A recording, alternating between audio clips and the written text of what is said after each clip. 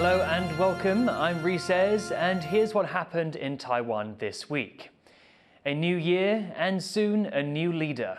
Tsai Ing-wen hosted her last January 1st flag-raising ceremony as president, rounding out her final term in office. And while some people stayed up late to watch the fireworks at the iconic Taipei 101 skyscraper, others opted for an early morning celebration with Tsai at the presidential office. Joyce Tseng was there.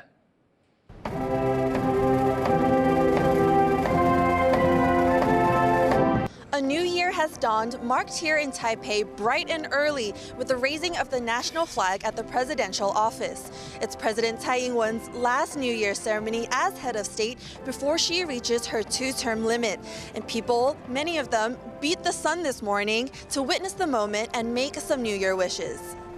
升旗典礼，我觉得是一个新的一年的开始，也觉得是应该是最后一次这个蔡总统的最后一次。那也觉得这8年很棒，然后也有很多很进步的一些，不管是法案啊，或者是议题上面都有很不一样的、很进步的一个作为。希望可以有所改变，就是不要就是一直都是某些大党在执政，对，希望可以换点新的不一样的人选。真正在做事啊，对，希望总统好。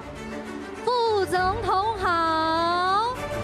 In just 2 weeks, Taiwanese voters will be electing President Tsai's successor, and she'll be hoping to pass the baton to her right-hand man, Lai Ching-te, who was here this morning by her side, fulfilling his duty as the incumbent vice president.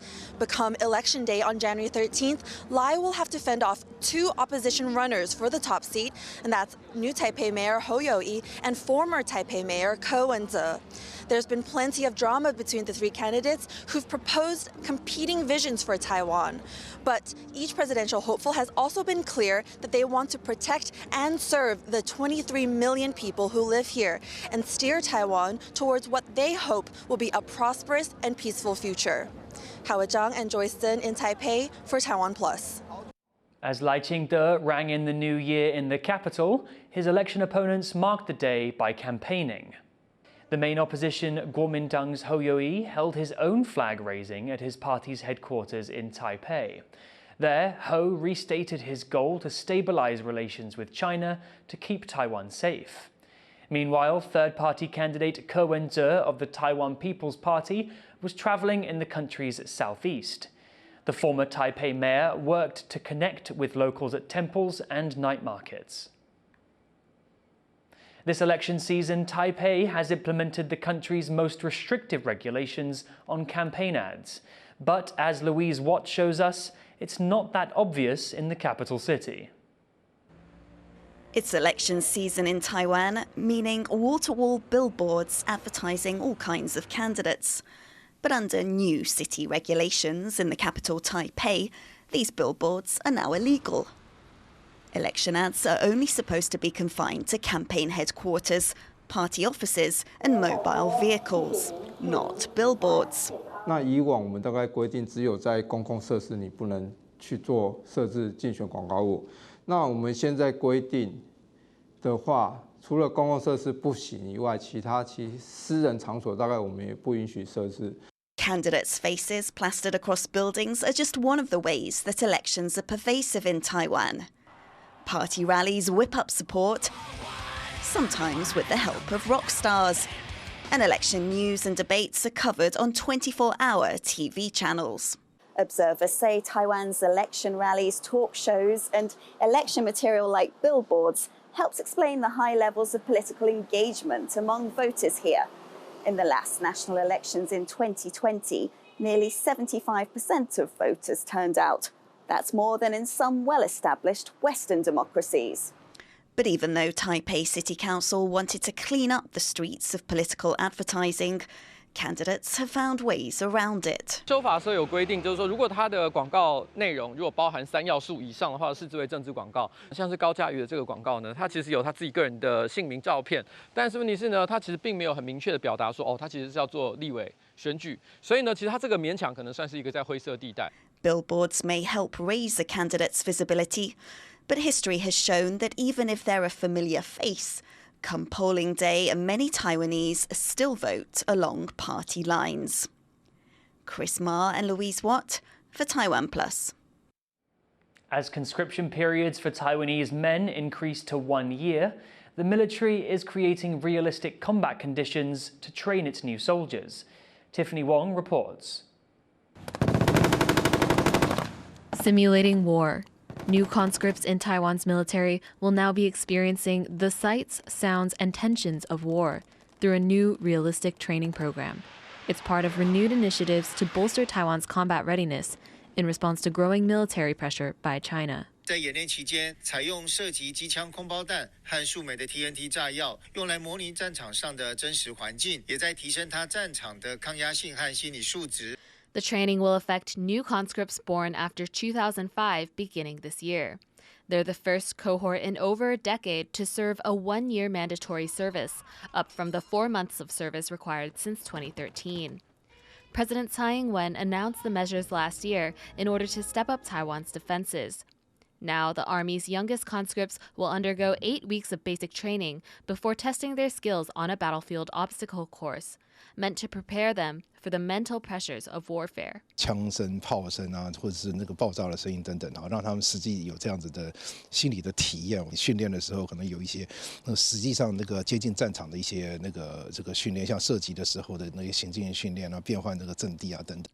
Although it may be challenging, future Taiwanese conscripts say they hope the new, more intensive training will help them respond to situations quickly should war come. 炸弹在旁边先炸一下，就是不会受伤那一种，可能我们就比较有办法应对。哪天真的战争来的话，那就可能会有更多的有那种经验可以去应对。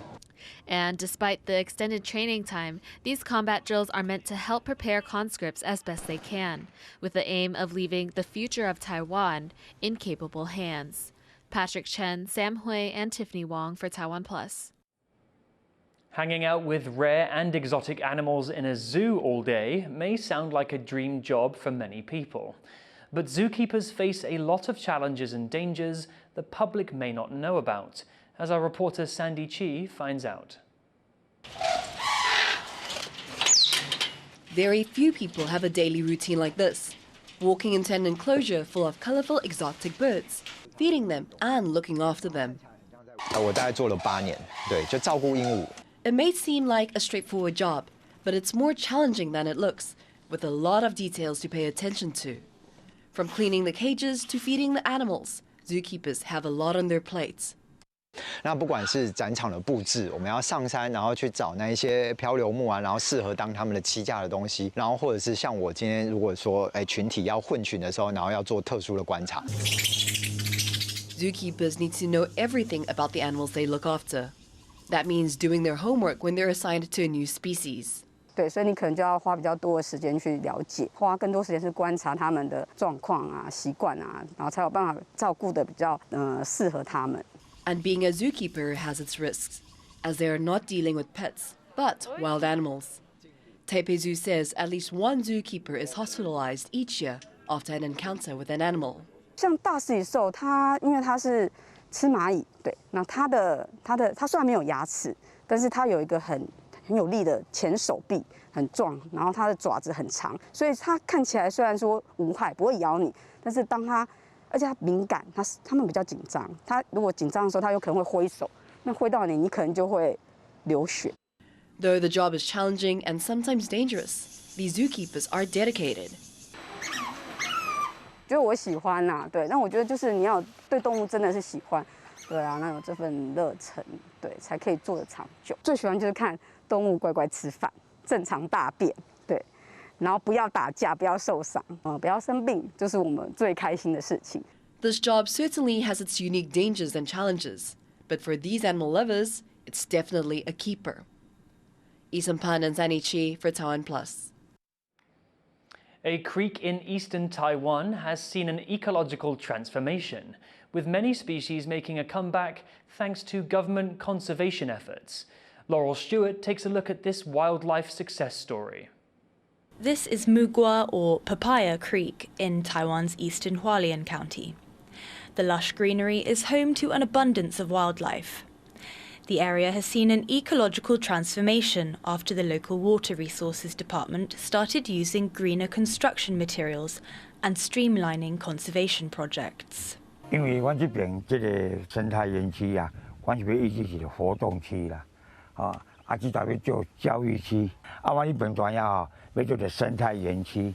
Local biodiversity had been threatened by overdevelopment and a historic drought earlier in the year. Key species were becoming a rare sight. But now, masked palm civets, crab-eating mongooses, Reeves' muntjacs and various species of fish, shrimps and crabs are all making a comeback. 指标像说，菊石四栖季的部分像是日本秃头鲨等等我想这个部分随着这个环境保护的部分可以感觉发现说，那现在好像有逐渐增加的一个的趋势啊。 Officials are also trying to increase efficiency, communicating across local government departments to save on costs and avoid overlap. 大家透过一些平台会议的沟通，知道说，这个点有哪几个单位会有一些经费的挹注那大家能够透过这个协调合作的方式，让很多东西就能够钱花在刀口上。 These restoration efforts are not limited to Papaya Creek. Hualien's Water Resources Agency has also been renovating a nearby dike which was damaged by a recent typhoon. An ecological hotspot, now safe from floods, it's an oasis where the public can connect with the local wildlife. Chris Ma, Sally Jensen and Laurel Stewart for TaiwanPlus. A recent survey shows 86% of international students in Taiwan are willing to stay and work in the country after they graduate. Yvonne Yang has the story. People from different countries, all in Taiwan for one purpose, to study. So I'm from the Caribbean. I'm from the Twin Island Federation of St. Kitts and Nevis. I'm here in Taiwan studying in the GMC program. These are just a few of over 100,000 foreign students in the country. A recent survey done by the Association of International Cultural and Educational Exchange Taiwan says 86% of foreign students in Taiwan are willing to stay and work after graduation. The association collected around 2,000 responses last year. Well, I'm currently studying journalism and mass communication at Mingtran. I'm thinking about staying to work and maybe network for some while because I do want to stay in the journalism industry. I do want to stay in the news broadcasting or the investigative journalist aspect of it.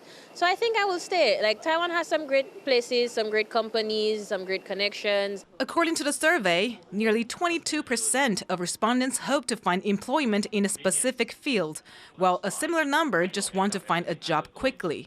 Because Taiwan offers a lot of opportunities. Like while you're in school, companies literally come and recruit you. They see your potential, they see what you can become, and they actually believe in you and basically gives you incentives to stay, which is very attractive to us who are from small developing countries. We basically have a chance to actually build a solid career in an international country. Taiwan approved a plan in 2023 to attract more international talent by recruiting foreign students. It offers scholarships and industry-academia joint programs while helping students find places to stay. Most people said that they would like to stay and work in Taiwan for long term. We have a great opportunities, like job opportunities, because we do need a lot of international students to help out. Yeah, so I guess that there are many things that we can attract students to come. With this new policy, the government aims to attract 320,000 foreign students by 2030, with 210,000 of them willing to stay and work after graduation. 积极的去整合一些毕业之后的就业机会，我相信这对于说留下这一些优秀的外国学生来讲是相当有帮助的。By offering scholarships, opportunities, and benefits, Taiwan may have the power to compete for foreign talent from around the world. Chris Ma, Sandy Chi, and Yvonne Yang for TaiwanPlus. Thank you for watching Here's What Happened. Finally, relive some of the best New Year's fireworks displays from around the globe. I'm Reece, wishing you a splendid 2024.